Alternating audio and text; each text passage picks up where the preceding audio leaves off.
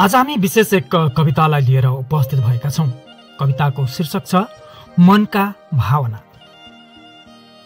स्वीकार्नुहोला, शब्दले भन्न नसक्ने कुरा, शब्दले भन्न नसक्ने कुरा नयनले चुपचाप सुनाउँछ।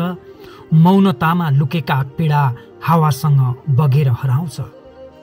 मौनतामा लुकेका पीडा हावासँग बगेर हराउँछ।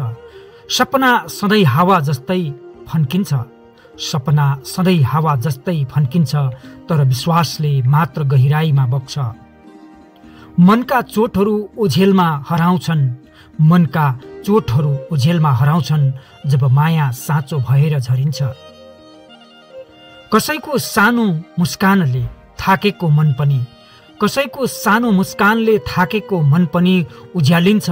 साँचो प्रेम र साँचो सद्भावले जीवनको बाटो फेरि चम्किन्छ। अत घृणा होइन माया बिउँछौँ, अत घृणा होइन माया बिउँछौँ, दुःख होइन खुसी बाँडौँ। यो सानो जीवनको यात्रामा सबैलाई प्रेमले अँगालौँ। यो सानो जीवनको यात्रामा सबैलाई प्रेमले अँगालौँ। धन्यवाद।